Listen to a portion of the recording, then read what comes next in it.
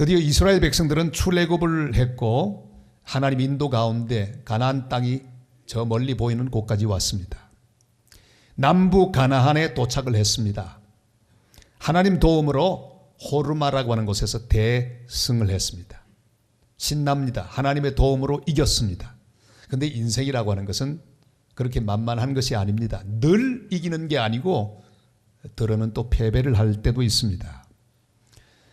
자기들 생각에는 이제 바로 지름길로 쭉 가서 가나안 땅으로 들어가는 것이 좋다는 생각을 했습니다. 에돔 족속이 사는 그 땅, 왕의 대로를 따라가면 아주 지름길로 빠른 시간 내에 도착할 수가 있습니다. 그러나 에돔이 자기들이 가는 것 허락을 하지 않았습니다. 그래서 돌아갑니다. 멀리 돌아갑니다. 이 출애굽의 경로를 가만히 보면 바로 가는 길은 굉장히 좁고 빠른 길인데 돌아갈 수밖에 없는 그런 상황을 우리는 잘 알 수 있습니다. 홍해길을 거쳐서 지나갑니다. 길이 너무 멀었습니다. 그들은 점점 지쳐갔습니다. 목도 말랐습니다. 무엇보다 그들의 마음이 상했습니다. 바로 쉽게 갔으면 좋았을 텐데 예상 밖으로 길이 멀어지자 그들은 불평하고 원망하기 시작했습니다. 마음이 상하기 시작했습니다. 오늘 4절 말씀을 보면 이렇게 말씀하고 있죠. 한번 같이 읽겠습니다. 백성이 호르산에서 출발하여 홍해길을 따라 에돔 땅을 우회하려 하였다가 길로 말미암아 백성의 마음이 상하니라. 여러분, 마음이 상한다고 하는 말씀의 의미가 뭘까요? 이것은 마음이 좁아진다는 뜻입니다. 하나님 하시는 일의 전체가 보이지 않고 그 사건 하나밖에 보이지 않을 때 마음이 상한다, 이렇게 말할 수 있습니다. 모든 일은 전체로 보아야 합니다. 그런데 순간 내 앞에 다가오는 내 문제, 내 염려, 그 사건 하나만 보면 절망처럼 다가옵니다. 낙심할 수밖에 없는 그런 내용으로 다가옵니다.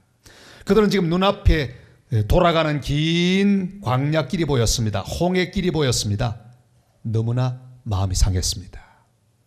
하나님이 그렇게 인도하고 있다고 하는 생각을 잊어버리고 그들은 광야길 때문에 그만 마음이 상하고 말았습니다. 마음이 상하는 이유는 간단합니다. 그 사건밖에 보지 못하기 때문입니다. 그 장소밖에 보지 못하기 때문입니다. 그 사람밖에 보지 못하기 때문입니다.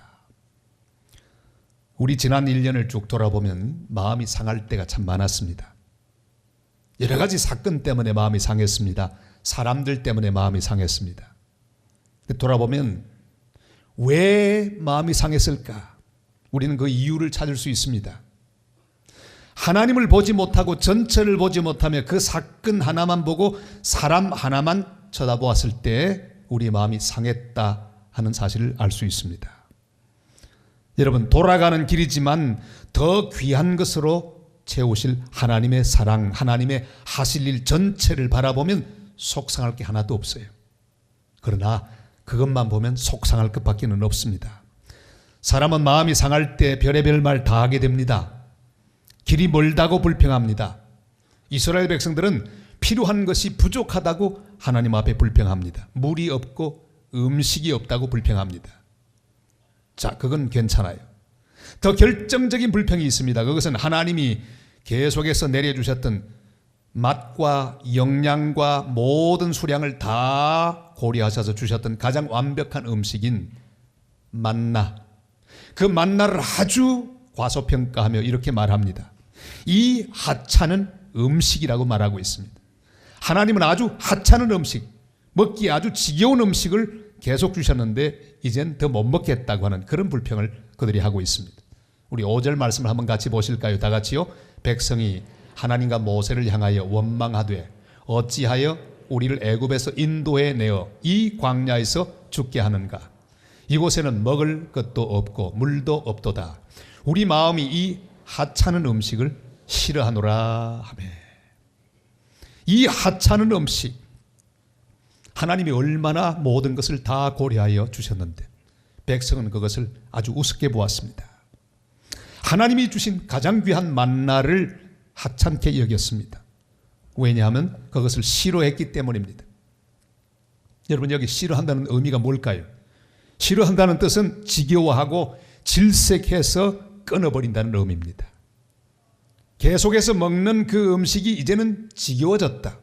아주 질색이다. 아주 또 그 음식이냐?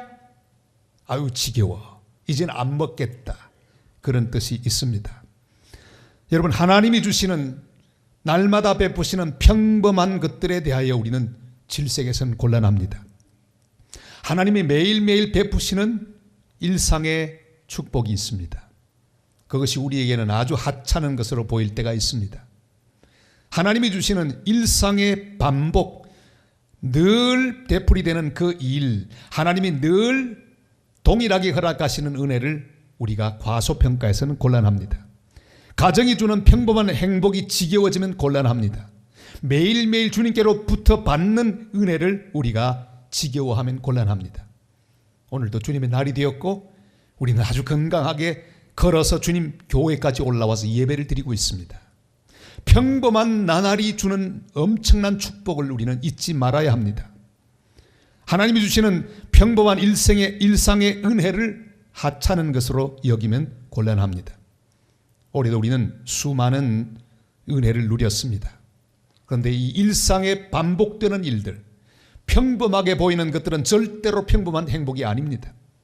이것은 하나님이 우리에게 날마다 베푸신 특별한 은혜, 하나님의 놀라운 은혜로 말미암아 이 시간까지 살아오게 된 것을 우리는 믿습니다.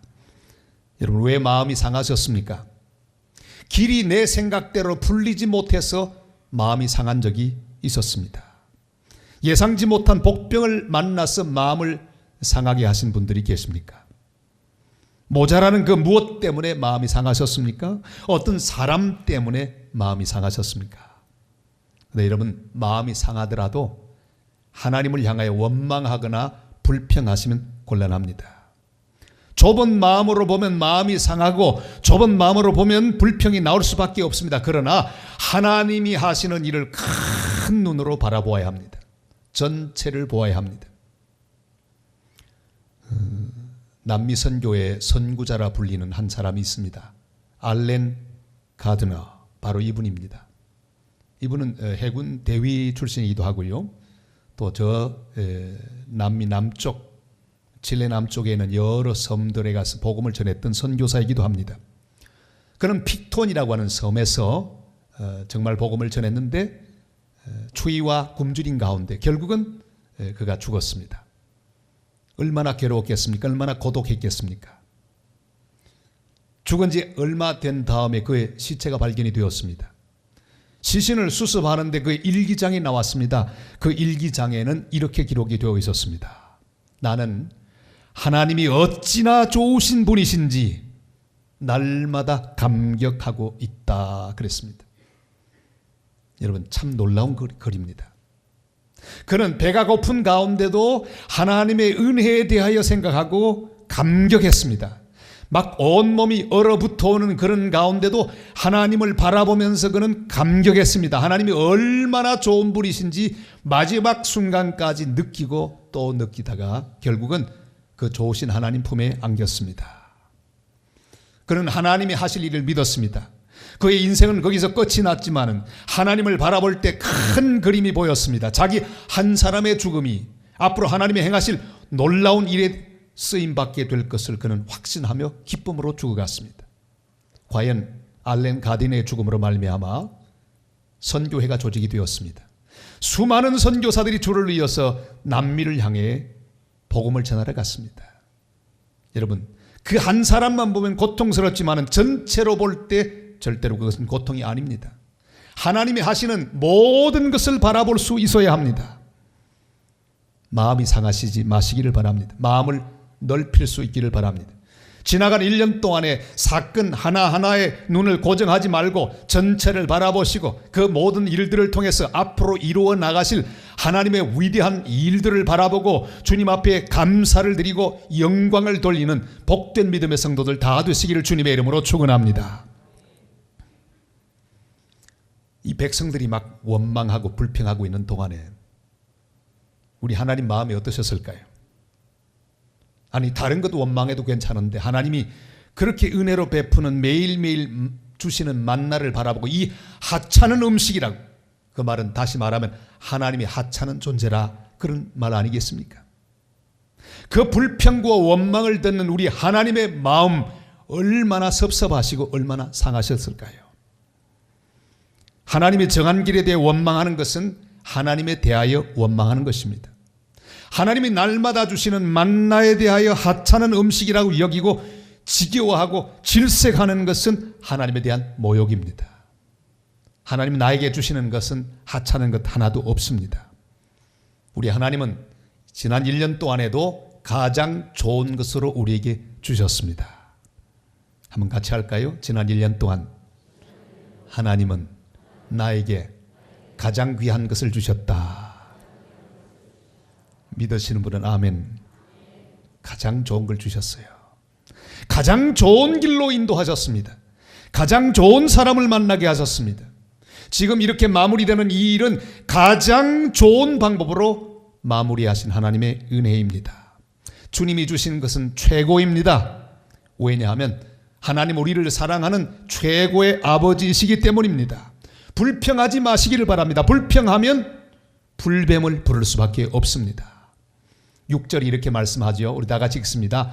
여호와께서 불뱀들을 백성 중에 보내어 백성을 물게 하심으로 이스라엘 백성 중에 죽은 자가 많은지라. 아멘.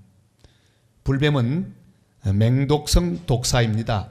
독이 많아서 이 등에 불덩이 같은 불타는 듯한 붉은 반점들이 많이 있습니다. 이 불뱀에 한번 물리면 온몸이 불덩이처럼 되어서 죽어갑니다. 불평하던 이스라엘 백성은 모두 불뱀에 물렸습니다. 여러분 지난 1년 동안 여러 번 불뱀에 물린 경험과 비슷한 경험들을 하셨을 것입니다. 지금도 이 예배를 드리는 가운데 불뱀에 물려서 몸과 마음이 불편하신 성도들도 계실 것입니다. 물질의 불뱀, 인간관계의 불뱀, 시련의 불뱀, 실패의 불뱀, 어떤 종류의 불뱀이든지 두려워하지 마시기를 바랍니다. 불뱀에 물려도 그것 때문에 우리 인생이 망가지지는 않을 것입니다. 오히려 이 불뱀 때문에 주님께 더 가까이 가는 계기가 될 것을 믿고 불평하지 마시기를 바랍니다. 불뱀에 물려 죽어가던 이스라엘 백성에게 희망이 있었습니다. 희망이 있었던 것은 바로 그들을 위해 중보 기도하는 모세가 있었기 때문입니다. 그들은 회개하며 모세 앞에 나가 자기들 위해 기도해달라고 부탁을 했습니다. 7절을 한번 같이 읽을까요? 다 같이요. 백성이 모세에게 이르러 말하되 우리가 여호와와 당신을 향하여 원망함으로 범죄하여 싸우니 여호와께 기도하여 이 뱀들을 우리에게서 떠나게 하소서. 모세가 백성을 위하여 기도하매. 우리가 어떤 종류의 뱀에 물렸든지 해독할 수 있는 방법이 여기 있습니다. 우리의 허물과 죄악을 주님께 자백해야 합니다. 불평했던 죄, 원망했던 죄, 하나님을 신뢰하지 못했던 죄, 낙심하고 절망했던 죄들을 자백해야 합니다. 우리 인생에 희망이 있는 것은 지금도 하나님 보좌 우편에서 우리를 위하여 간구하고 계시는 독생성자 예수 그리스도가 계시기 때문입니다. 우리 속에서 말할 수 없는 탄식으로 우리를 위하여 친히 간구하시는 성령께서 살아계시기 때문입니다. 그리고 또한 그 모든 기도를 들으시고 우리를 용납하시고 용서하시고 우리를 새롭게 하시고 고치실 사랑의 아버지 하나님이 우리에게 계시기 때문입니다. 그리고 또 우리를 위해 기도하는 수많은 하나님의 사람들이 우리 주변에 있기 때문입니다. 예배하는 이 시간도요, 여러분이 은혜 받을 수 있도록 저 중보기도실에 여러분 위해 기도하는 중보기도단이 있습니다. 제가 말씀 잘 전하도록 중보기도하고 있는 중보기도단들이 저기 있습니다. 한 달 내내, 1년 내내 여러분들의 문제를 부여잡고 간절히 기도하는 중보자들의 기도, 그 기도는 이 모든 것들 가운데서 이길 수 있도록 하는 힘을 우리에게 제공하고 있다는 사실을 기억하게 되시기를 바랍니다. 저도 지난 1년 동안에 중보기도실에 들어가서 제 시간을 꼭 지켰습니다. 그 한 시간은 다른 기도는 하지 않고 그 앞에 있는 여러분들이 내주신 그 기도 제목 가지고 기도합니다. 하나하나 하다 보면 한 시간이 어떻게 빨리 지나가는지 문제마다 붙들고 기도합니다. 기도하다 보면요, 재밌는 제목도 참 많습니다. 이런 제목이 있더라고요. 그 사람은 아마 심한 알코올 중독에 있는 것 같아요. 위하여 좀 기도해 달라고. 이렇게 내용이 있어요. 주님 술을 끊어주세요. 그 사람이 술 먹으면 제가 그대로 말할게요. 골이 때리고 속이 뒤집어져서 똥물까지 다 토하게 하소서. 그대로 기도하는 거죠 뭐. 여러분, 이런 모든 기도가 있기에 우리는 여기까지 살아왔습니다. 우리 하나님께서 반드시 응답하여 주실 줄을 믿습니다. 우린 보통 사람들이 아닙니다. 하나님의 아들 예수 그리스도가 하나님 보좌 우편에서 우리를 위하여 기도하십니다. 성령이 내 속에서 탄식하시며 기도하십니다. 우리 성부 하나님 아버지는 우리의 기도를 들으시고 우리의 간구를 들으시고 우리에게 모든 것들을 해독하시며 응답하시고 채워주시는 놀라운 은혜 속에 우리가 살고 있다는 사실을 감사하며 주께 영광 돌리는 성도들 되시기를 바랍니다. 아무리 우리가 우리의 불평과 원망과 불신 때문에 불뱀에 물릴 수는 있어도 하나님 우리를 절대로 그냥 버려두시는 분이 아니십니다. 그는 우리를 회복시키는 분이십니다. 하나님은 죽어가는 이스라엘 백성을 위하여 해결책을 세워주셨습니다. 그것은 바로 불뱀의 모습으로 구리뱀을 만들어 장대에 달게 하고 그것을 보면 살게 된다고 하는 놀라운 하나님의 해결책이었습니다. 우리 8절 9절을 다 같이 읽으실까요? 여호와께서 모세에게 이르시되 불뱀을 만들어 장대 위에 매달아라. 물린 자마다 그것을 보면 살리라. 모세가 놋뱀을 만들어 장대 위에 다니 뱀에게 물린 자가 놋뱀을 쳐다본 즉 모두 살더라. 아멘. 예수 그리스도는 하나님이 우리에게 주신 유일한 해결책입니다. 불뱀의 모든 저주를 주님께서 온몸으로 담당하시고 십자가 위에서 죽으셨습니다.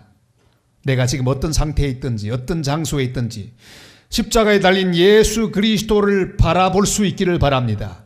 주님을 바라보는 순간에 주님으로부터 놀라운 은혜와 능력이 내게 임하고 주님의 사랑이 임하여 주님은 우리를 치료하시며 우리를 새롭게 하시는 귀한 은혜를 베풀어 주신다고 하는 말씀입니다. 주의 십자가에는 능력이 있습니다. 법적인 능력이 있습니다. 우리의 모든 죄와 저주를 주님이 대신 담당하셨기에 그 십자가를 믿음으로 바라보는 자에게 죄의 씻음과 용서가 있다는 사실을 우리는 믿음으로 고백해야 합니다. 골로새서 2장 14절로 15절이 이렇게 말씀하죠. 다 같이요. 우리를 거스르고 불리하게 하는 법조문으로 쓴 증서를 지우시고 제하여 버리사 십자가에 못 박으시고 통치자들과 권세들을 무력화하여 드러내어 구경거리로 삼으시고 십자가로 그들을 이기셨느니라. 아멘. 십자가를 바라볼 때 십자가에는 법적인 능력이 있어서 주님 우리를 위해 대신 죽으셨으므로 우리의 모든 죄가 사함을 이미 받았다고 하는 것이 선포되는 사실을 우리는 믿음으로 고백하고 확신합니다. 사랑하는 성도 여러분, 죄책감으로 시달리거든 믿음으로 십자가를 바라보시기를 바랍니다. 그리고 사죄의 확신을 가질 수 있기를 바랍니다. 육신의 정욕을 이기는 능력이 십자가에 있습니다. 나의 육체 정욕이 나를 삼키려고 마치 불뱀처럼 나를 물려고 할 때 십자가에 친히 나를 위해 죽으신 예수 그리스도를 믿음으로 바라보실 수 있기를 바랍니다. 갈라디아 5장 24절이 말씀하죠. 다 같이요. 그리스도 예수의 사람들은 육체와 함께 그 정욕과 탐심을 십자가에 못 박았느니라. 아멘. 물질의 고통, 인간 관계의 고통, 버림받는 고통, 짓밟히는 고통, 실패와 좌절의 불뱀이 나를 물려할 때 십자가를 바라보실 수 있기를 바랍니다. 어떤 상태에 있든지 십자가에 달린 예수 그리스도 그분을 바라보실 수 있기를 바랍니다. 그는 출생부터 가난한 베들레헴 마구간에서 나셨습니다. 학살을 피하여 애굽으로 방황하는 삶을 피난민처럼 사셨습니다. 백성들의 배척을 당하셨습니다. 제자들의 배반을 당하셨습니다. 배고픔과 목마름을 경험하셨습니다. 육체적이고 정신적이며 영적인 모든 고통을 경험하셨습니다. 그리고 끝끝내 죄인이 지는 가장 비참한 십자가를 지고 돌아가셨습니다. 주님을 바라보고 있으면 불평할 게 하나도 없어집니다. 우리 인간이 아무리 심각한 자리에 갔다고 해도 주님만큼은 아니라고 하는 사실을 우리는 알 수 있습니다. 주님보다 더 고통당한 사람은 없습니다. 주님보다 더 비참해진 사람도 없습니다. 주님처럼 그렇게 완벽하게 배반당한 사람도 없습니다. 주님을 바라보고 있는 동안에 아무도 원망할 수 있는 사람은 없습니다. 하나님의 아들로 그렇게 인간이 당할 수 있는 모든 고통을 다 당하셨기 때문입니다. 주님의 죽음은 곧 나의 죽음입니다. 훨씬 좋지 않은 상황 가운데서도 우리는 주님을 바라볼 때 해답을 얻을 수가 있습니다. 그가 주는 법적인 자유를 얻을 수 있기를 바랍니다. 어떤 상태에서도 해독의 능력이 있습니다. 마라에 쓴물이 있었을 때 하나님이 지정해 주신 나무를 그 물 위에 던졌을 때 물은 다 해결되고 달아졌습니다. 십자가, 예수 그리스도의 십자가가 우리의 삶 속에 던져지고 우리의 마음 속에 던져지고 우리의 상황 속에 던져질 때 어떤 상황도 어떤 어려움도 다 주님의 은혜 가운데 치료되고 새로워지며 고쳐질 수 있다는 확신을 가지고 주님을 바라보는 믿음의 사람들이 되시기를 바랍니다. 미움을 해독하는 해독제입니다. 절망을 해독하는 해독제가 바로 십자가입니다. 슬픔과 절망과 좌절을 치료할 수 있는 놀라운 능력의 해독제, 그것이 바로 우리 주님 지신 십자가인 줄을 믿습니다. 예수 그리스도를 바라보실 수 있기를 바랍니다. 지난 12월 25일 날 밤에 손양원 목사님의 다큐가 방영이 되었습니다. 죽음보다 강한 사랑. 전국 시청률이 7.5%나 되었습니다. 많은 사람이 보았습니다. 들어보니까 그 PD가 아주 예수를 잘 믿는 사람이라고 하는 얘기를 들었습니다. 알고 있는 내용인데 가만히 보면서 저는 큰 은혜를 받은 부분이 있습니다. 바로 손동희 권사님, 우리 손양원 목사님의 따님 되는 대연제일교회 권사님이시죠. 그 따님의 증언을 읽는데 저는 손양원 목사님이 그저 그렇게 용서했다고 생각을 했습니다. 그게 아니었어요. 동인 동신군 두 아들의 시신이 집으로 돌아왔을 때 손 목사님은 허물어졌습니다. 울면서 그 시신을 부여잡고 고통 가운데 슬픔 가운데 못 견뎌하는 모습을 보여주셨다는 증언을 보았습니다. 그 밤, 그 슬픔의 밤, 고통의 밤, 절망의 밤입니다. 두 아들이 완전히 죽었습니다. 근데 그 밤은 어떤 밤이었을까요? 그 밤은 바로 그 위대한 나의 9가지 감사 제목이 탄생한 밤이었어요.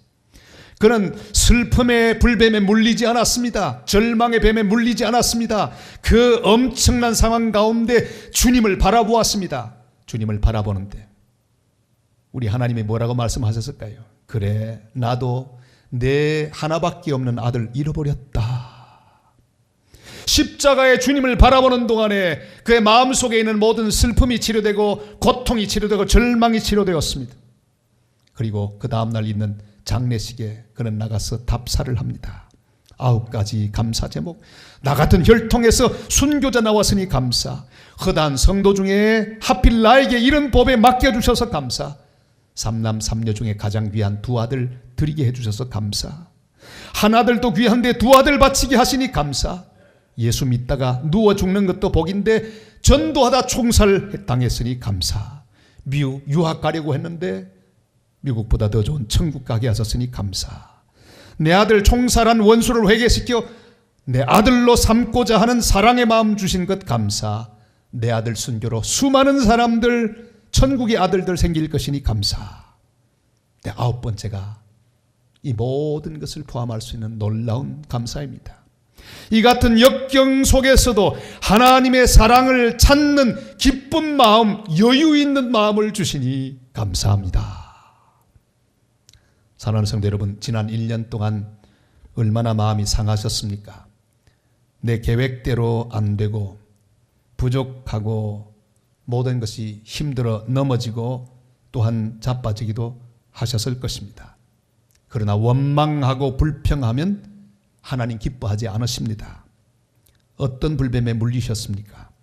오늘 십자가에 달린 예수 그리스도를 믿음으로 바라보시기를 바랍니다. 그가 대신 우리의 모든 저주를 감당하셨습니다. 우리의 모든 슬픔을 다 지고 가셨습니다. 우리의 절망을 다 지고 가셨습니다. 우리의 죄악을 지고 가셨습니다. 갈보리 십자가를 바라보십시다. 그리고 십자가에 예수님께 위로받고 치료받고 세임 얻고 새로워지는 복된 성도로서 한 해를 감사하며 보내고 하나님이 주시는 새해를 기쁨으로 맞이하는 복된 은혜가 함께 하시길 주님의 이름으로 축원합니다.